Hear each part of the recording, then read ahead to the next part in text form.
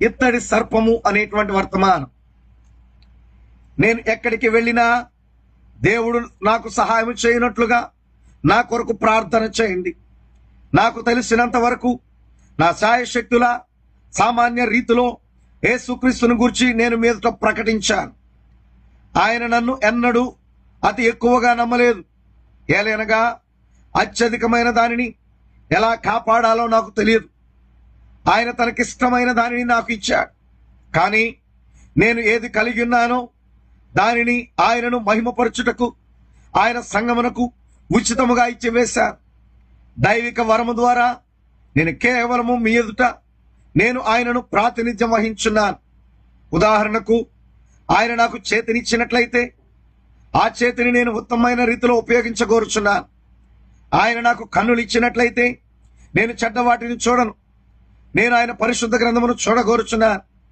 నేను సరి అయిన కార్యములను చూడగోరుచున్నాను. ఒకవేళ అవి చెడ్డ వాటిని చూసినట్లయితే నేను నా తలను తిప్పివేస్తాను. ఎందుకనగా వాటిని ఇచ్చినది ప్రభువు.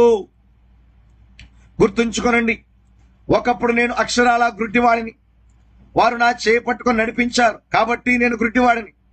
ఇప్పుడు నా కన్నుల శక్తి 10 అది మామూలు చూపు కంటే 2 డిగ్రీలు ఎక్కువ. 20 5 అడుగుల దూరములోని వార్తాపత్రికలోని అక్షరములు నేను చదవగలను. కాబట్టి దానిని బట్టి నేను ఎంతో వందనములు చెల్లించుచున్నాను. గత రాత్రి ఇక్కడ నా భార్యకు దాన్ని చూపించాను. 40లలో కూడా నేను ఈ బైబిల్ను ఇంత దూరములో పెట్టుకుని చదవగలను. లేక 5 అడుగుల దూరములో ఉంచినా నేను చదవగలను. ఒక్కసారి ఊహించండి, ఒకప్పుడు అంత పెద్ద చత్వారపు కళ్ళజోడు ధరించారు. నా చేతిని పట్టుకొని నడిపించారు. ఓ అద్భుతమైన కృప!